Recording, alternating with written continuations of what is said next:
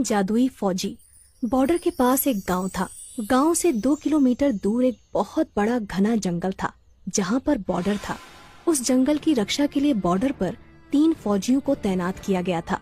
वो जंगल हजारों साल पुराना था। उस जंगल में बहुत ही खूंखार जानवर रहते थे।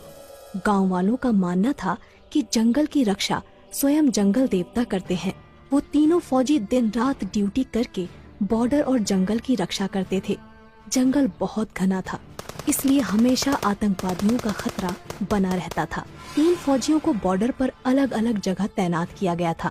वो तीनों पिछले 10 सालों से यहाँ पर ड्यूटी कर रहे थे।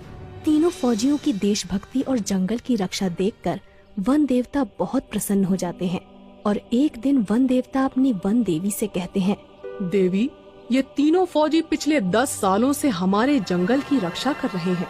मैं इनकी कर्तव्य निष्ठा देखकर बहुत प्रसन्न हूँ और उन्हें कुछ वरदान देना चाहता हूँ। तब वन देवी कहती हैं, हे नाथ, आप बिल्कुल सही कह रहे हैं। तीनों फौजियों को वरदान जरूर मिलना चाहिए। वन देवता कहते हैं, तो फिर ठीक है देवी, मैं आज ही उन तीनों फौजियों से उनकी इच्छा पूछता हूँ और उन्हें इच्छा अनुसार वरदान देता हूँ।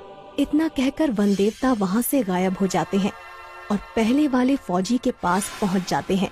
वो पहला फौजी अचानक से वन देवता को देखकर आश्चर्यचकित हो जाता है और कोई जादुई भूत समझकर अपनी बंदूक से वन देवता को गोली मार देता है। लेकिन उसकी गोली से वन देवता को कुछ नहीं होता और वन देवता कहते हैं, रुको फौजी, मैं वन देवता हूँ। फौजी डरते हुए कहता है, प्रणाम देवता, मैंने आपको पहचाना नहीं, मुझे माफ कर दीजिए। तब वन देवता कहते हैं, कोई बात नहीं फौजी, तुम पिछले 10 सालों से लगातार इस जंगल की रक्षा कर रहे हो। मैं तुम्हारी कर्तव्य निष्ठा से बहुत प्रसन्न हूँ और तुम्हें एक वरदान देना चाहता हूँ। इतना सुनकर वो फौजी बहुत प्रसन्न होता है, लेकिन फिर वो सोच में पड़ जाता है कि वन देवता से क्या वरदान मांगूं। मुझे सोना चांदी मांगना चाहिए, लेकिन भला मैं सोना चांदी का करूँगा क्या? वैसे भी मेरी उम्र रिटायरमेंट होने को है। तब वन देवता कहते हैं, क्या सोच रहे हो फौजी?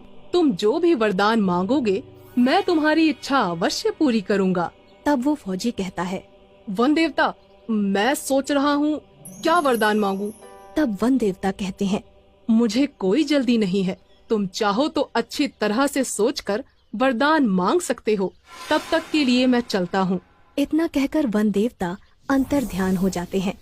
वन देवता के जाते ही वो फौजी लगातार सोच में पड़ जाता है कि उसे क्या वरदान मांगना चाहिए। वो अपने मन में सोचता है, मेरे पास भगवान का दिया हुआ सब कुछ है। एक अच्छी बीवी है, 2 बाल बच्चे हैं और सभी की जिंदगी खुशी खुशी गुजर रही है। मुझे अपनी देश की रक्षा के लिए कुछ मांगना चाहिए। वो पहला फौजी काफी देर तक सोच विचार करने के बाद वन देवता को पुकारता है। वन देवता तुरंत वहाँ प्रकट हो जाते हैं। बोलो फौजी, तुम्हें क्या वरदान चाहिए? तब वो फौजी कहता है, वन देवता जी, मेरे पास सब कुछ है, लेकिन आप मुझे एक जादुई बंदूक प्रदान करें। उस बंदूक से मैं जो कुछ भी मांगू मेरी वो इच्छा पूरी हो जाए। इसके बाद वन देवता कहते हैं, जैसी तुम्हारी इच्छा, मैं तुम्हें एक जादुई बंदूक प्रदान करता हूँ। इस बंदूक की मदद से तुम कुछ भी कर सकते हो। इसके बाद वन देवता उस फौजी को एक जादुई बंदूक प्रदान करते हैं और वहाँ से गायब हो जाते हैं। वन देवता के जाते ही वो पहला फौजी कहता है, मुझे इस जादुई बंदूक का टेस्ट करना चाहिए। मुझे बहुत तेज भूख लगी है, मुझे शाही खाना चाहिए। और इतना कहते ही उस फौजी के सामने बहुत सारा शाही खाना प्रकट हो जाता है। वो फौजी खाना खाने लगता है। इसके बाद वन देवता दूसरे फौजी के पास पहुंचते हैं। दूसरा फौजी उस समय जंगल के पास मौजूद एक तालाब में नहा रहा था। वन देवता को देखते ही वो फौजी थोड़ा घबरा जाता है और कहता है, अरे तुम कौन हो? तब वन देवता कहते हैं, घबराओ मत फौजी, मैं वन देवता हूँ। तुम पिछले 10 सालों से मेरे जंगल की देखभाल कर रहे हो। मैं तुम्हारी कर्तव्य निष्ठा से बहुत प्रसन्न हुआ हूँ और तुम्हें एक वरदान देना चाहता हूँ। तब वो दूसरा फौजी पानी से बाहर आता है और वन देवता को प्रणाम करते हुए कहता है, प्रणाम वन देवता, मेरे पास एक अच्छी नौकरी है, घर परिवार है, धन संपत्ति भी है। लेकिन मैं बहुत बूढ़ा हो गया हूँ, इसलिए मेरे शरीर में अब वो